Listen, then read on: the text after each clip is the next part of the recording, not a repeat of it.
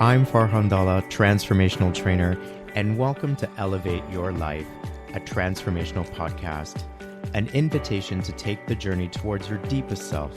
It is my intention to inspire you to connect, move, and meditate. We'll tap in, tune in, and dive in, and together learn and reflect from authentic, real, and transformative conversations. Let's get started. Disclaimer.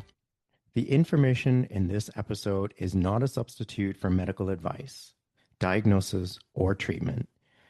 If you have a medical condition, please consult with a medical practitioner. Hi, everyone. My guest today, all the way from Lisbon, Portugal, is Raul Neves, who's here to talk about his incredible healing journey. Prior to 2020, Raul had what seemed like a great life till virtually every part of it fell apart. He had a successful career where he rapidly moved from consultant to working as a CFO, but then he lost his job. His personal life also fell apart. His long-term relationship with his partner came to an end. And then, after a routine health examination, he was diagnosed with prostate cancer. A consultation with a doctor led to fear and worry about long-term side effects of cancer treatment. Raul decided to delay the highly recommended surgery. Around that time, synchronistic events led him to discover the work of Dr. Joe Dispenza. He immersed himself in the work, and today, Raul has a new life and is completely cancer-free. Raul, welcome to the show. It's a pleasure to be here with you. Thank you. The pleasure is all mine. And let's begin by saying that you went through a lot in a very short period of time. Your story is amazing, and I'm excited to share this conversation. You know, the bio kind of gave a brief overview, but I want to dive in and start this conversation with, what happened in 2020? Your life took a major unexpected turn. Yeah, that's very true.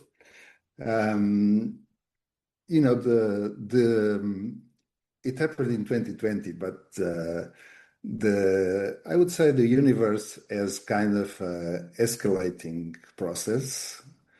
Life is not a comfort experience. It's a growth-centric experience, and people, when we are in our comfort zone for too long, the universe starting, Move things up a little bit. sending messages, and you should move. And when we don't listen, it starts escalating.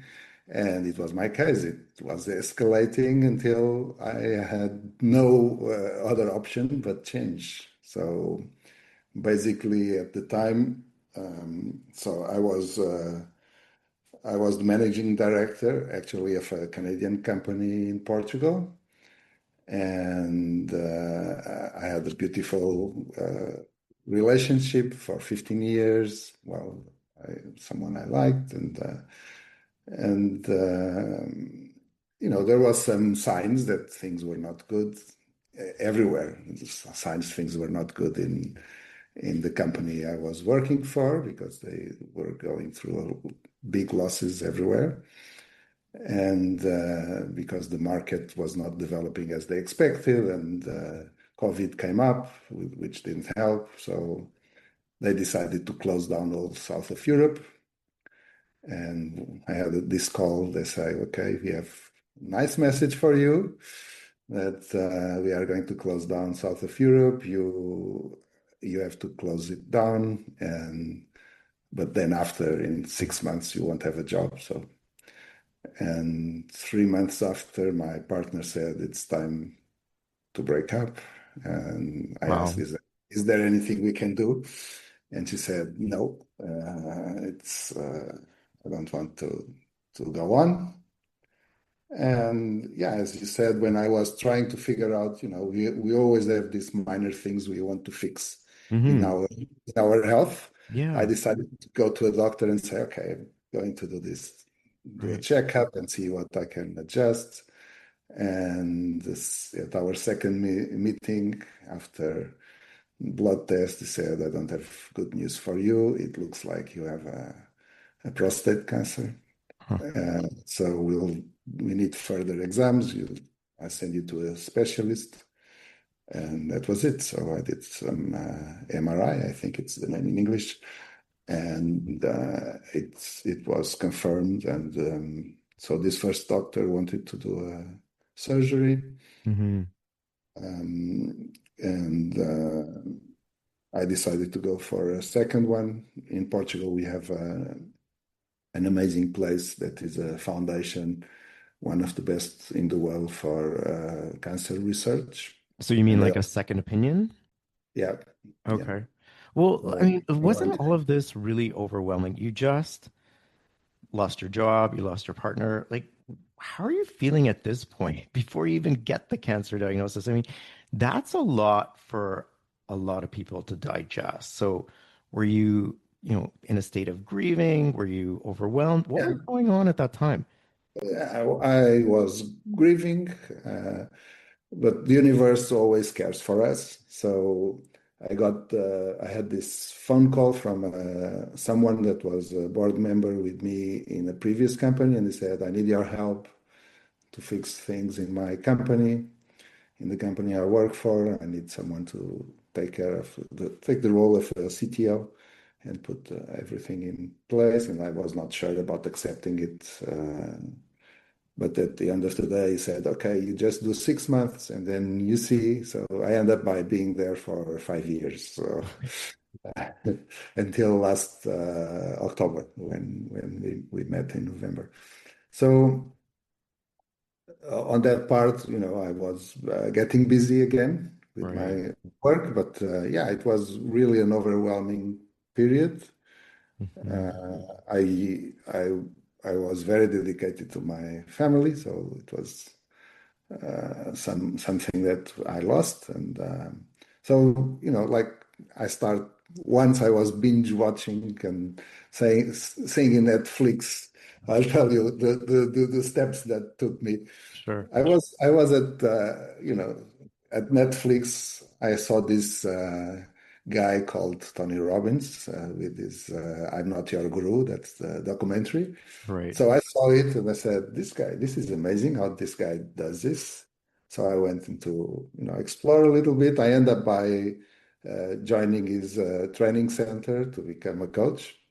So I did it's called the Robin Madane's Training Center. Hmm. So I went through, how Tony Robbins does those things, the methodologies that he used. So, and I ended up by certified as a coach. But that was not enough for me, that I'm a kind of left brain scientific guy. So I needed more science out of it. Hmm. And somehow I came across Peter Sage. Sage is someone that worked for 15 years with Tony Robbins, but he became much more closer to Joe Dispenza that you know well. So with Peter, I end up by joining his program that is called the Elite Mentorship Forum, which is a 6 months program. Hmm. So when I got the news, I was the bad news of the cancer. I was already through the process of that program. Right. On our first module, the first module is called Ruling Reality. So it's all the Joe Dispenza things that you learn explained in a different way, Hmm. um, and with more evidence from other people. And also, one of the books recommended there is Joe Dispenza's books. So that's how I got to know Joe Dispenza. Right. So, Came at a time for me. yeah. I mean, I want to come back to the second opinion and then we'll circle back to Dr. Joe Dispenza, but what did the doctor at the cancer hospital or specialist say? Yeah, well, he said exactly the same as the first one. Hmm. So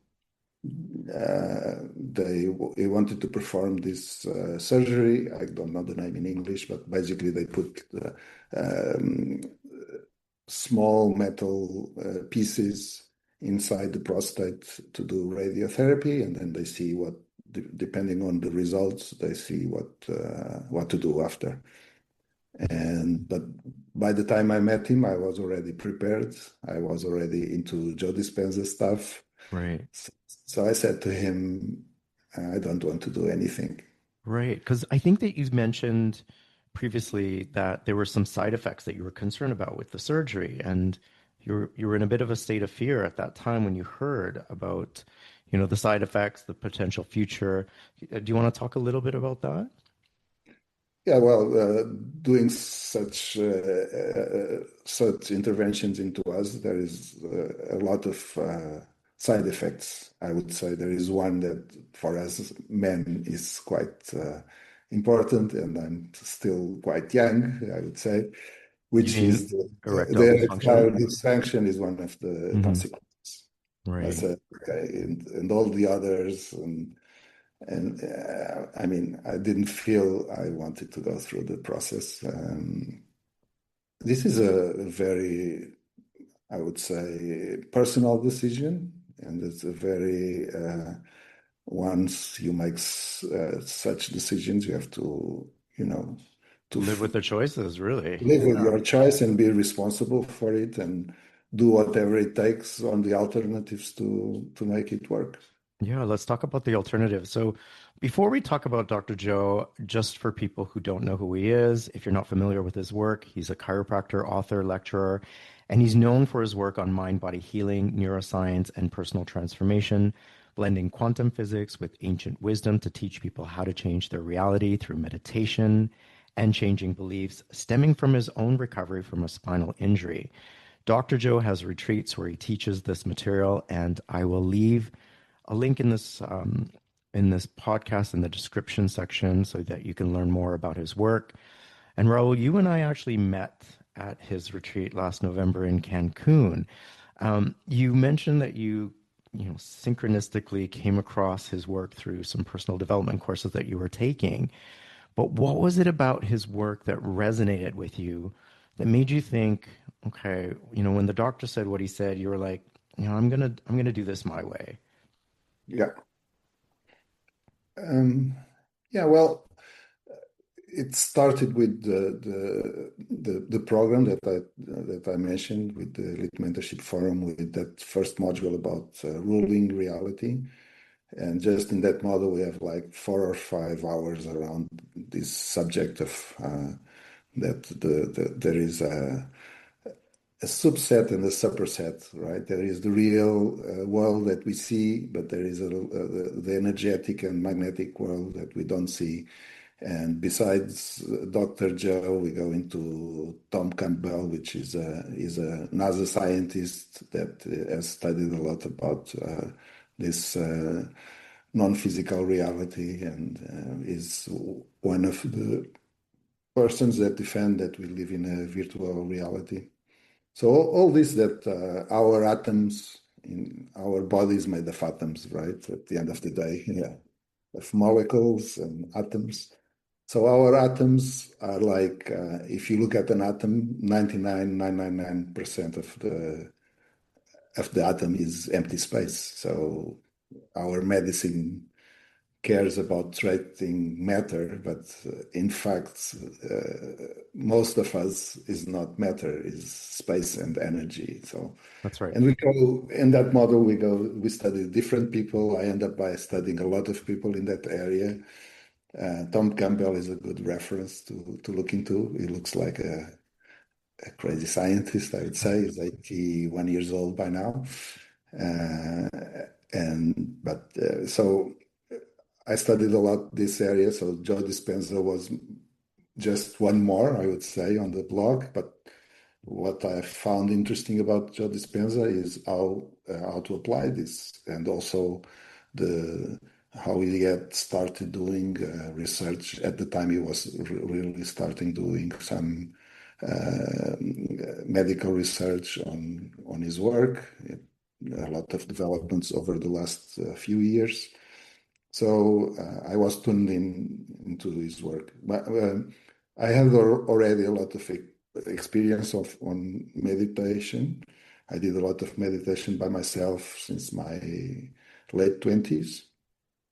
I was not meditating for a while, for a few years. Maybe that was one of the reasons I was too focused on the real world, the 3D world, without considering all the other layers that we can work on. So yeah, so that was one of the motives. But we see on the Joe Dispenza work, we see a lot of people that focus just on meditation, but I made a lot of changes in my life besides that. Hmm.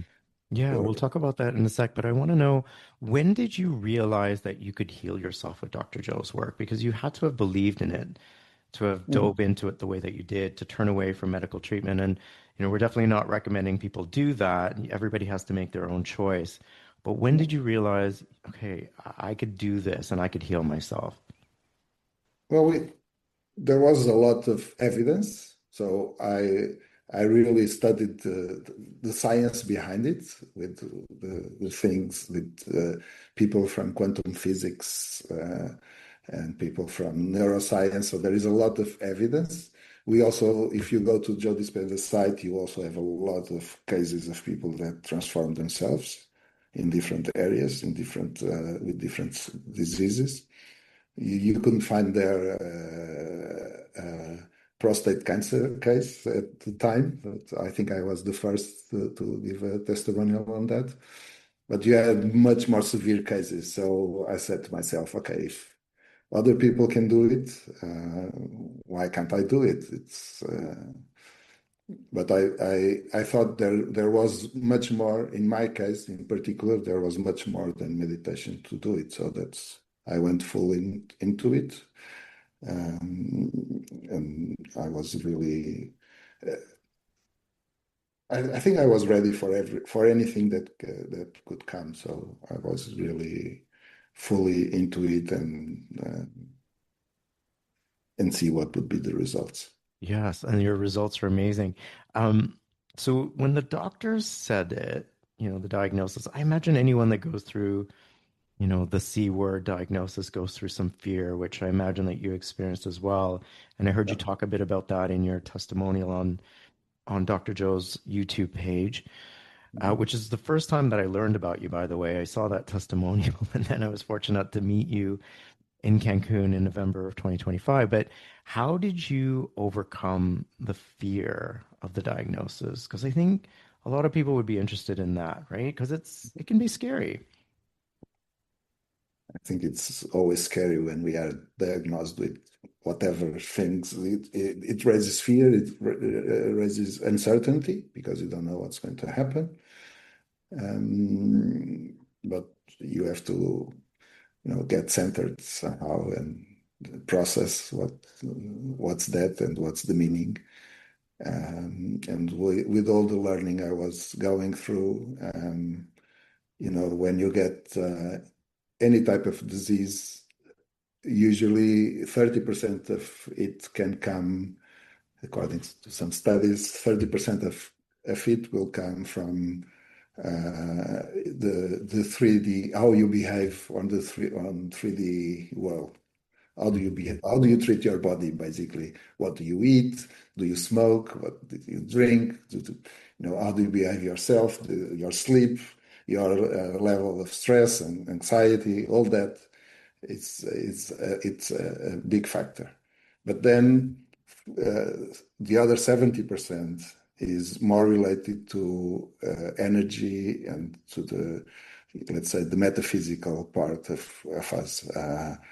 How do we behave, all our emotional part? How do we relate to others? How Mhm. do we become people pleasers? For example, there is a study that shows that women with breast cancer, one of the main reasons, besides all other, is most of them are people pleasers. Really?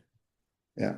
So it's how we behave, how we take when for example, when we take a lot of anger and we don't release that anger, Hmm. it's very related to liver disease, anxiety, and it's very related to pancreatic diseases. So, well, if you look at the Chinese medicine, for example, you know, Right. 3,000 years old already Yeah. have this relationship between organs and emotions there. Yeah. Yeah. Uh, Yeah. I mean, so, go yeah, ahead. Go ahead. Hmm. yeah. So I understood I had a lot to work on myself in a lot of areas related to this. Good. So I want to know about all of that. I want to talk about what you did to heal. And alluding to what you just said, Dr. Joe teaches that we have to change, including our beliefs to heal. So what did you change? What beliefs did you change? How did you change your life? Wow, that's a lot of things.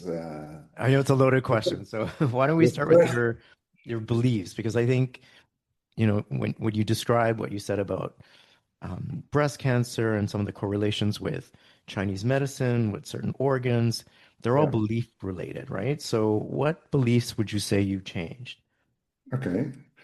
Before we go into that, and that's a very important one and will be long, let me just do a short loop on one of the changes, which is food.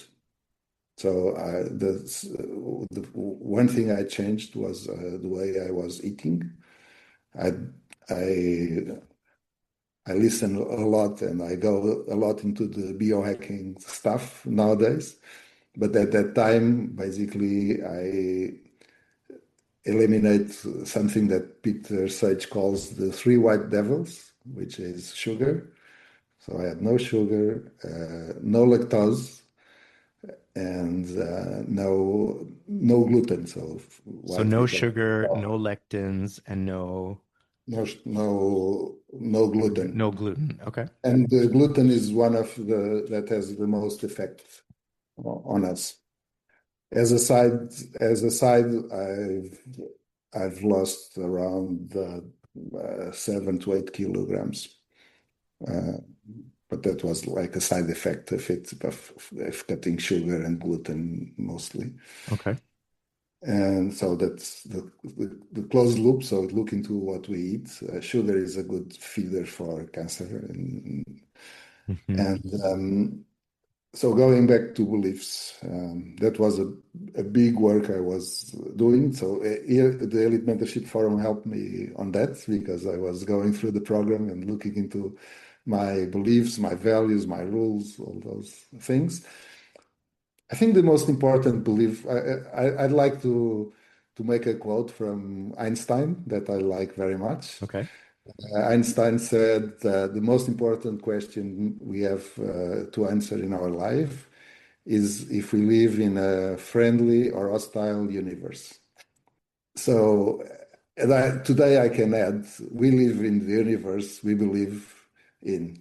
So if you believe you live in an hostile universe, the universe is going to be hostile. If you Mm-hmm. believe it's friendly, it's going to be friendly. And that's how, I like it's one of my favorite quotes. And I think he's suggesting So, that you get to create your universe, right? Like you get to yeah, decide what that universe is, yeah. and the world will reflect back. It's like a mirror. Yes. It's a delayed mirror. And there is a scientific word for this delayed mirror, that is the quantum to Newtonian transition. So you have things in the quantum field, and there is a transition to the real world, so the Newton world, The right? The Newtonian Newton. world. Hmm. So the question is, there is a delay, right? When you smile at a mirror, so the universe is a mirror with a delay. When you smile at a mirror, the mirror will smile back to you, right? Hmm. The question is, in the universe, you smile to the mirror, and you have to wait for this transition time for it to smile back to you. If you say, why the mirror is not smiling to me, I'll stop smiling. Hmm. And then, you just spoil your transition into a smiling world. So so there is this delay. So for me, this was one of my fundamental beliefs. I was a really stressed person. I was living in very high levels of stress and anxiety of all the things that could go wrong in my life. You have to watch out. And I had to work and understand where does this come from. All of us, and we are very influenced by our the education and by our parents. And my father in particular, my parents had a tough life at the beginning of their lives. My father in particular is an amazing man and a great man, and he changed his life as well. But when he was 4 years old, he lost his mother, and then my grandfather married again, and that lady died when my father was 8 years old, and then my grandfather died when he was 9. So by 9 years old, my father had lost two mothers, basically, Right. and a father. So for him, life was quite hostile. He was then living with an aunt, and then the aunt, for some reason, decided that she didn't want to be with him. So we had again a rejection, and then he ended up living with my grandfather, which was also a man that I liked very much. He was an amazing person. So, and my father had to start working at 12. So what what he teach me, right, was that watch out, things can happen in your life that you don't expect. Hmm. Watch out your back. So I was always, this of, and being a manager, studying management, you always consider all the scenarios and what are the bad scenarios that can happen. So and that's very stressful. If we look back, and this is a good thing for someone that is very stressed to do. People that have a lot of anxiety over scenarios that can happen. Just watch back in your life and how many times do them really happen? And Right. you'll see that 99.99% of the times, those scenarios that you worry with never happen. Right. But just by worrying with them, you just make them more probable to happen as well. Sure. And it affects your physical being if you're always in a state Yeah, of worry and you're anxious and yeah, in a yeah. state of fear, right? No, yeah. One thing I also did meanwhile was I studied with the Art Math Institute. So I'm a certified coach from Art Math. Sure. Can you And tell one thing, people what the Heart Math Institute is, just for our listeners who don't know?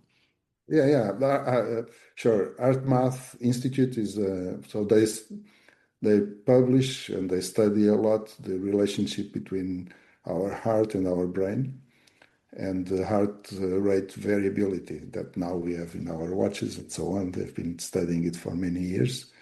And what our emotions and our feelings, what's the impact on the production of different type of hormones in our body. So when you are anxious and stressed, we produce basically a lot of adrenaline and cortisol that can be good if it's for 5 minutes, but having it for 24 hours is not good for our health. So it's the difference between producing good hormones or bad hormones. It's Hmm. very related to our emotional state. So there are a lot of studies about that, and they publish them. They do a lot of studies about the energy of the world and the energy of ourselves. They have devices that we can use to measure our heart-brain coherence. So Right. So did studying all of this help you with coming into awareness of how your so-called beliefs that weren't serving you yeah, were impacting you physical and what changes yeah. you needed to make? So beliefs. So one thing on so beliefs, believing that we live in a friendly universe was one of the key aspects for me to challenge myself and to believe that there is a better. One of the Peter sentences that I like very much nowadays is whenever we have a challenge, is I like it is this or something better. The universe is always there for us. Even challenging moments that we have in life, maybe they become important for us. Well, Mhm. for example, in my case, if my partner didn't finish with me, maybe I wouldn't go to the doctor and on time and by the time I would go there, it would be in a very bad situation. Right. Yeah. So that was a good thing at the end of the day that Yeah, it could have that saved your life in the end, right? yeah. There are no So, real losses when you think about it. yeah. So working in our beliefs is very important.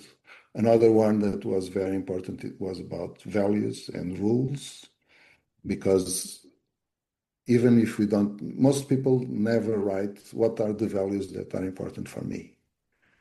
Okay, it's like they are in our subconscious mind and they make us happy or unhappy, stressed or less stressed, but we never write them down. Even if we write them down, it's very interesting because some of them might be incompatible. They go against each other, so we can never be happy with things because we will never fulfill them. And Mm. then also about what are the rules. Sometimes we are very demanding on the rules of being on our values. I can give you an example to make it more clear.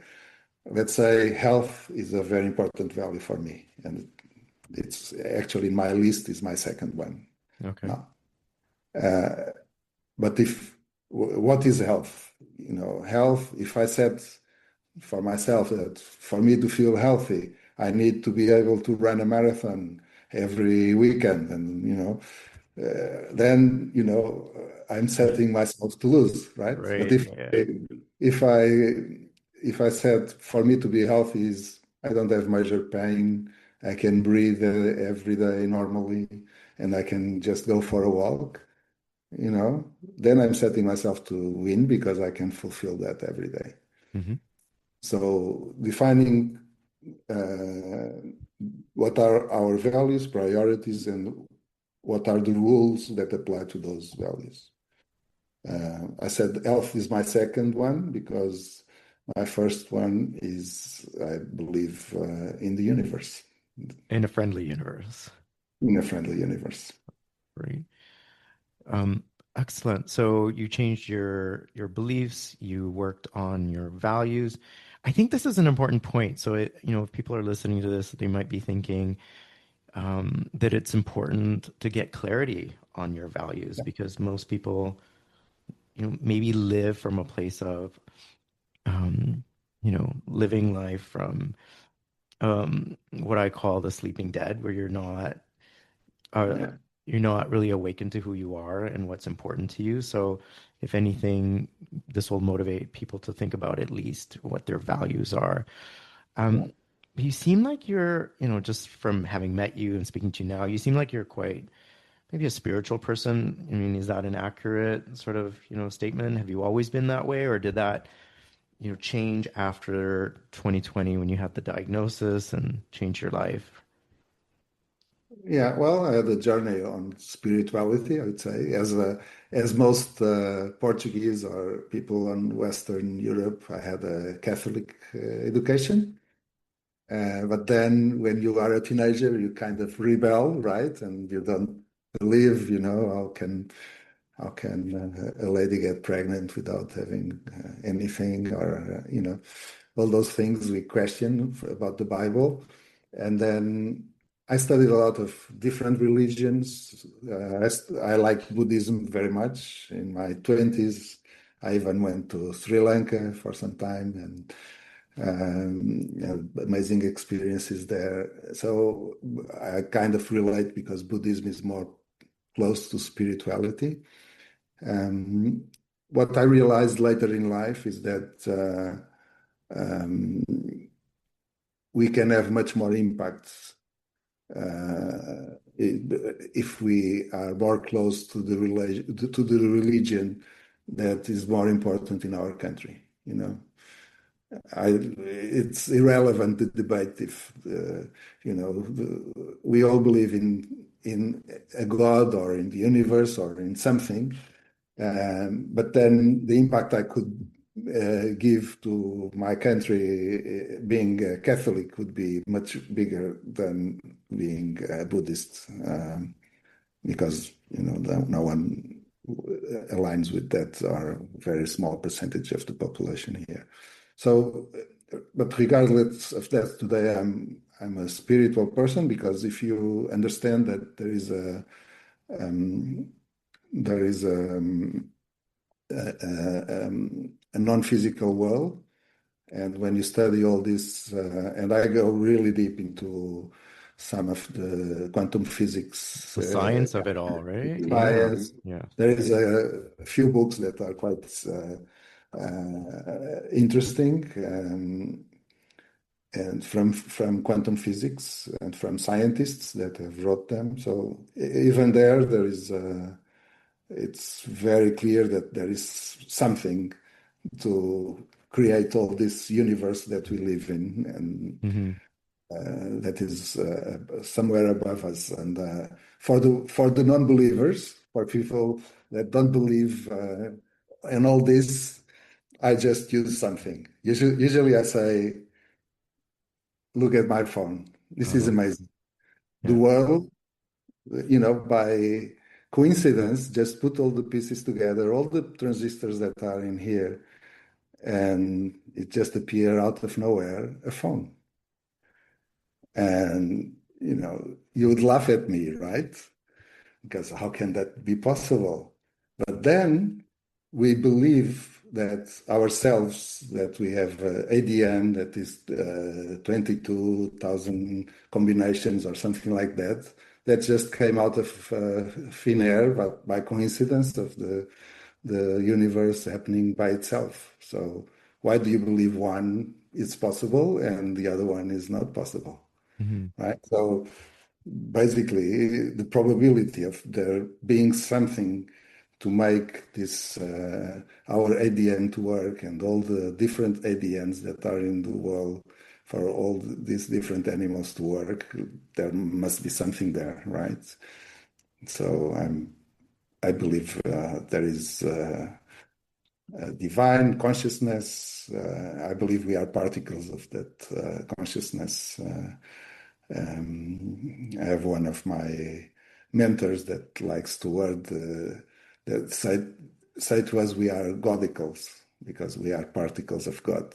I So, love that. I'm going to use that. We are godicals. You mentioned that you had meditated in the past, and I know Dr. Joe teaches us meditation. So, are you meditating now every day? And if so, what does your meditation practice look like? yeah, I meditate every day. Somewhere between, Dr. Joe's meditation, so I would do like Yeah. somewhere between half an hour to 1.5 hours. Right. Yeah. Not re- I don't do it always at the same time. Sometimes I do it in the morning, sometimes I do it in the evening. Right. Uh, Sometimes I do short ones at lunchtime, those 15, 20 minutes ones. It's nice Hmm. after lunch Yeah. to, to boost for the afternoon. Right. So I do meditate. I would say 95 to 99% of the times I use Dr. Joe. Sometimes I try other things. I also do the passive meditation, so more type of mindfulness Hmm. sometimes without any guidance. That's what I used to do many years ago. It was the most frequently used. Guided meditation started picking up slowly, and now they are more dominant. Hmm.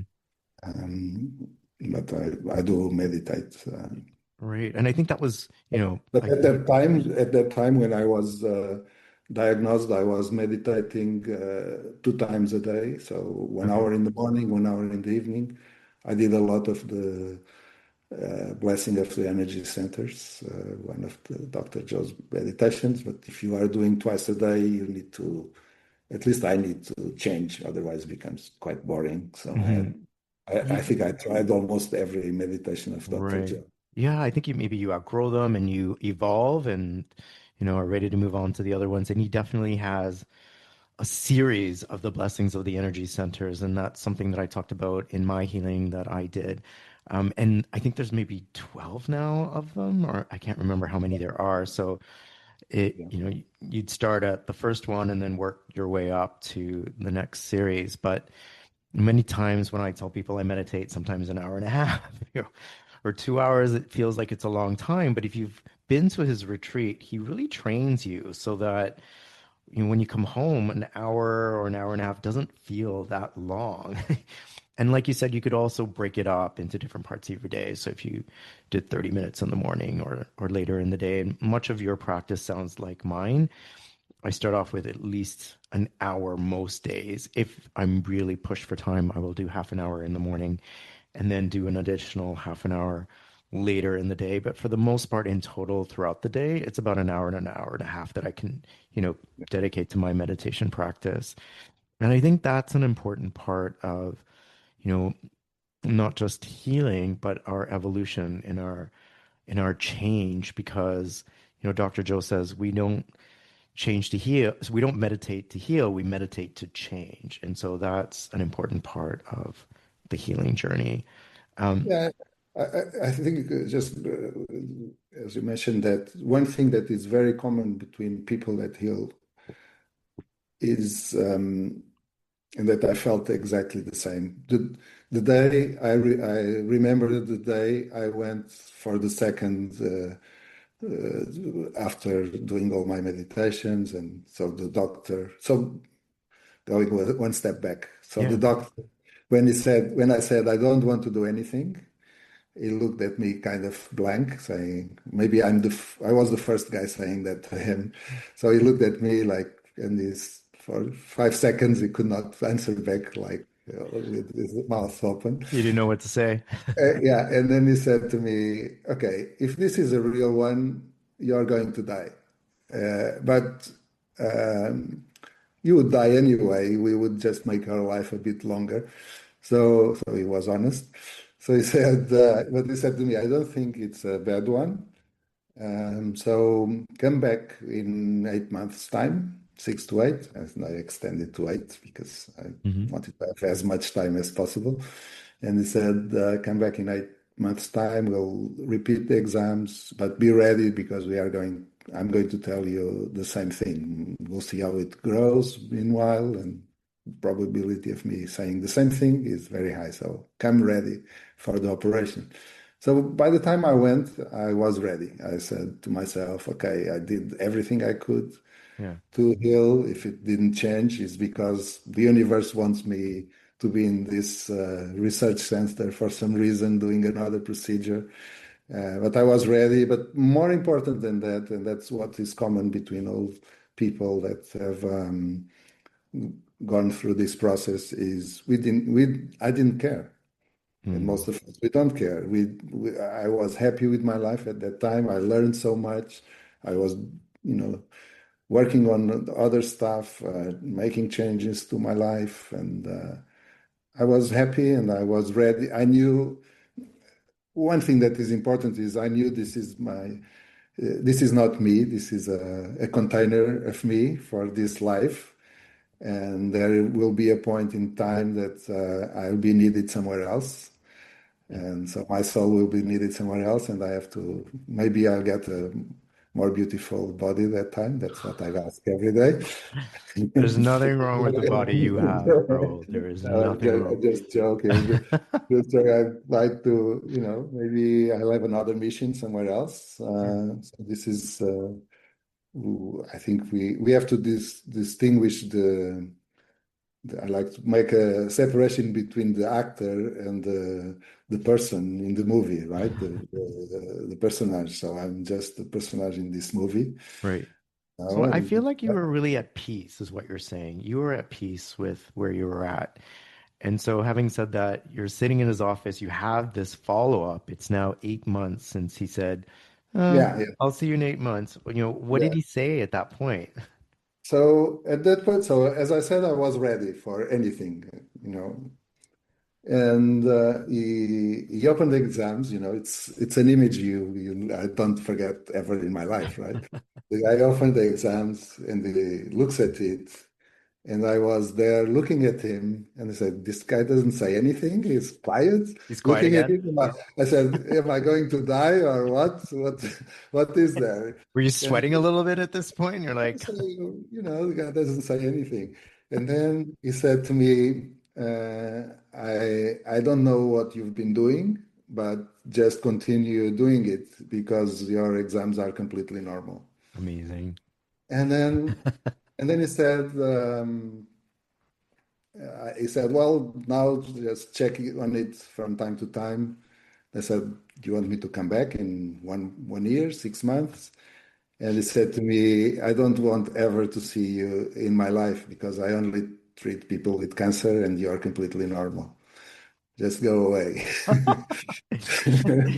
So Sounds that like was he like, he just kicked you out of the office pretty much. yeah, it was like, You don't I have was there cancer. I have for, nothing to say to you. Just yeah, go, live your yeah, life.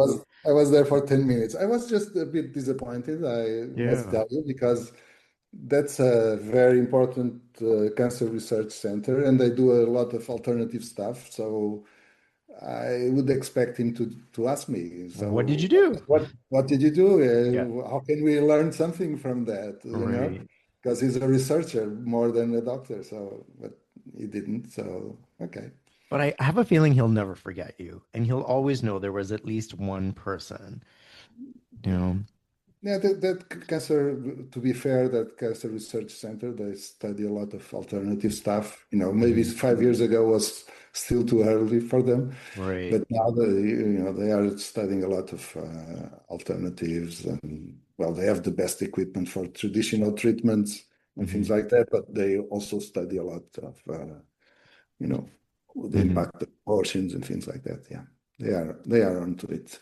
You're amazing, Raul. You had a major life crisis in multiple areas, from personal, professional, your health, and you had to put all the pieces of your life, and instead of like crumbling, you changed it. You changed your beliefs, you changed your values or prioritized them, got clear on them.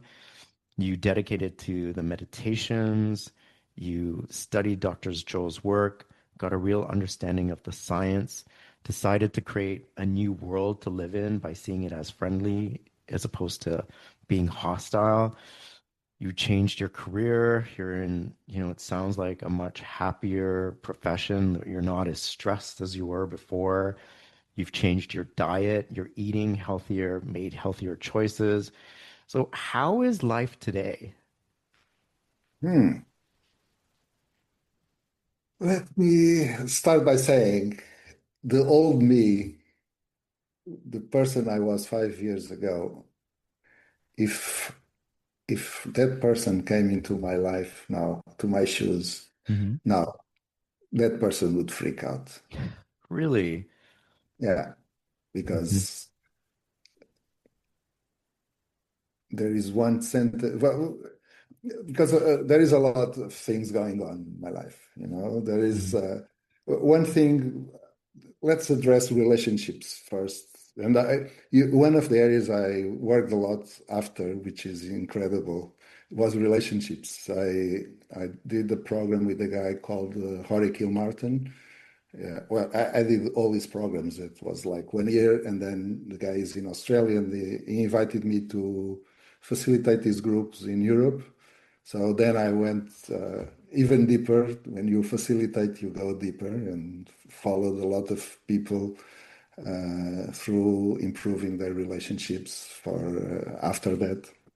So it was really an amazing So journey to. this was sorry, it was a program to help you with, romantic relationships, like with life partners, or the relationship with yourself, or both? No, any type of Any type relationship. of relationship. Okay. Hmm. Both. We in the program we had a lot of people with, a lot of people have problems with the mother or the daughter Right. or the father or the son, because we people basically, making it very in a very short summary, we have like four different operating systems, and each one have one, right? And they are they are opposite two by two. So, and we tend to fall in love or have relationships with the father or mother and our sons and daughters that are in opposites. Mm. And we don't understand the other side because they think in a the opposite way we do. So we help people understanding the model and understanding the others, understanding themselves, what they have to change on themselves. So that was quite interesting. But the most important thing in relationships is that people need to understand is that there is no one that is going to love you more or can love you more than yourself. And most people are Mm. not good enough at loving themselves. Oh. So Hmm. we tend there is a sentence that is completely wrong that is I'm looking for my other half. Right. Yeah. There isn't another half. No. You should be one, Whole. complete one, a whole by Yeah. yourself, You are and whole. Yes. Yeah. you're looking for another whole. Yeah. You Yeah. know, it's so there is no halves. If you even if you have an orange and you cut it in half, you cannot put it together again, right? Hmm. So it's not halves. That's love yourself and do the most to love yourself first, and that's the most. That's where I've been to, and that's where I am I love that. I right. mean, you really dive into this work to the point where you not just study it, but then you become a practitioner of it, whether it's the Heart Math Institute or this relationship program. Have you always been this motivated, like just to, study that deep? Yeah, I like to study, but this became. I really believe we should change the curriculum in our high schools. I think we should learn relationships is an important thing Yeah. that we don't learn. Also, all this that we've been discussing about how the world really works and how do we manage emotions, how to Hmm. manage ourselves, how to manage relationships with the others. So all of this is much more important than knowing geography and what's the capital of the United States, you know. Right. So I think we need to change a lot of things. Also, things on creativity. I studied a lot about creativity in the past. Project management. Schools should really change and prepare the young men and women for the world that is out there now. Yeah. And yeah, so also, I didn't mention, but today when I did the EMF, then at that time, it was like 5 years ago, Peter Sage said, well, I'm thinking I want to bring this to more people. I want to create a group of trainers, and I volunteered. So I'm from the first groups he had of trainers, and then you have different levels of trainer over time. So I'm a master trainer for Peter Sage right now. So I help people through his program. I have he has now a very large group going through the program that just started this month in January, Hmm. and I'm following a group of around 20 people right now. I'll be starting the group, I think, around April. So, yeah, I embodied this. I go deep. Every time I do the program with my group, Hmm. I do the program myself again. So I watch all the material again. And so yeah, I try to go deeper and deeper on it. And I also study other people in the areas I like most, especially this one that we've been discussing. Sure. Yeah, so I really embody it. But your initial question was, How is life and I today? start by Yeah. saying, Yeah. how is life now? So, and my old me would freak out because I'm living in total uncertainty at this moment. Because there is a nice sentence that both Tony Robbins and Peter Sage use in different ways. That is the quality of your life is directly related to the level of uncertainty you are able to accept comfortably. And one of the changes I made in my life was to be able to accept uncertainty. That's because, managers and, we like certainty. We don't like uncertainty. Control and Yeah. yeah. So today I'm developing my own projects. I have an amazing project that I cannot reveal yet, but I'll Okay. do All it right. to No you problem. firsthand when I'm able to do it. But Yeah. basically, it's about bringing all this knowledge to the most number of people we Mm, can. We have to awaken humanity. That's our slogan. We have to, bring this knowledge to humanity and bring humanity to a different stage. right. Wow. I love all of this. And yeah, from the very first time that I met you in Cancun, I thought, wow, you had such a beautiful energy. You're so likable, and you're a living, breathing example of all the work that you've done. You're so inspiring. I've learned so much from you. And I remember the first time I watched your testimonial on Dr. Joe's YouTube page, and how you just had this real glow about you. And I was really drawn to your energy. And, speaking to you today now, I have a deeper understanding of who you are, and all of that makes total sense to me. And as I was reading some of the comments on the YouTube page, I'll just share some of them with you now. People have said things like, thank you for your beautiful testimony. Others have said, you've inspired me so much. Now I have a new life. Awesome. Congratulations, Raul. You're an inspiration. Like, how do you feel when you hear these comments? Mhm. Yeah, two things. Well, let me start by one that can be a good recommendation for everyone. It's most of us, and I was like that. It was very difficult for me to accept compliments. A lot of Mm, us divert. Oh no, it was the team. Oh no, I right. was lucky. No, it's very important for us to acknowledge because thank you for your compliments, because your compliments mean to me.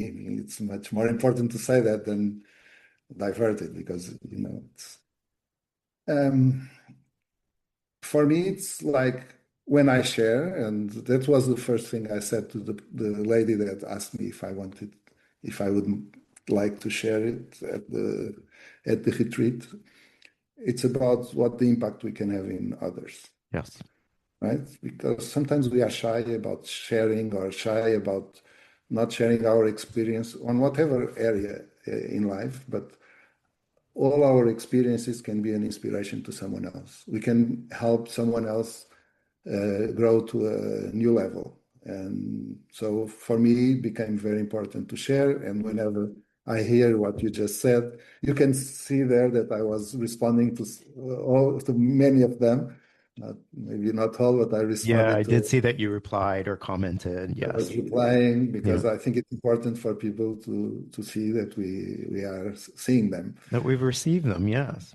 Yeah. So it's about life is about sharing, and it's about we are at the end of the day we are as I said, we are God equals, right? So we are particles of God. So we are all one, Yes. and we can help each other to evolve. We come we come to this to Earth School, let's call it that way, to grow, to experience, and to grow our consciousness by the experiment that we have. Hmm. Just that doesn't mean that we'll be able to finish all wars and everything, because everyone is coming to this world in a different level of consciousness, and we have to acknowledge that and live with that.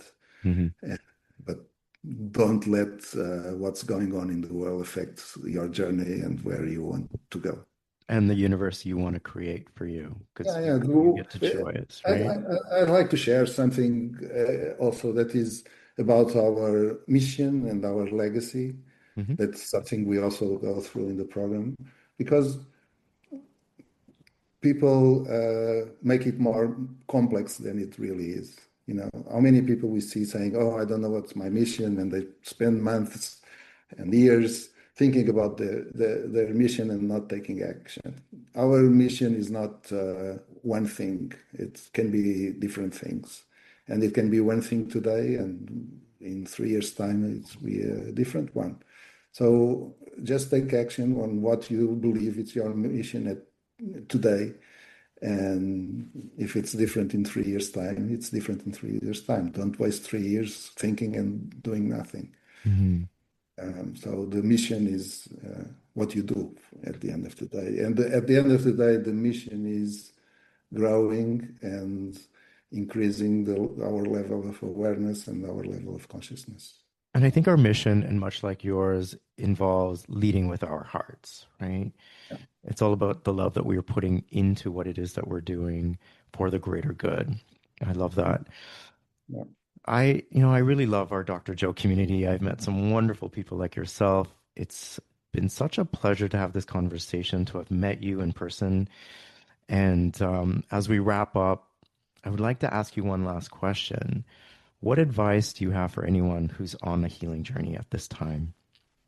Trust the process. Do the work, trust the process.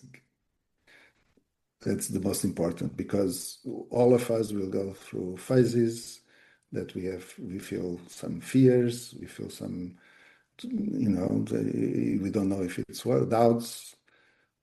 So be consistent with your work. Do it from your heart. Do what your heart feels is best for you, and do a combination of, if you believe you need an operation, do the operation. But do everything you want to do from your heart and from your belief system, from your, what you feel, and be consistent. Don't give up. Raul, thank you for being the inspiration that you are. It's been such an honor. I've learned so much from you today. Words like godical, I'm going to be using that. I want to thank you very much for your time, for your energy, for your heart, and all that you've shared today, and then all that you continue to do. May you always continue to be healthy. May you always be happy. And may you always continue to radiate that light that you are. Thank you so much. Thank you very much. It was amazing to be here. And I hope to speak with you soon. We will. I want to know about this new project when you announce it. So please let me be one of the first persons, and I'll be happy to share it. Thank you very much. I'm Farhan Dalla. Thank you for taking the time to listen to today's episode of Elevate Your Life, a transformational podcast. I hope today's conversation has elevated you in some way and inspired you to connect, move, and meditate. I'd really appreciate your support by following and rating this podcast. Come back soon and join me for another transformative conversation.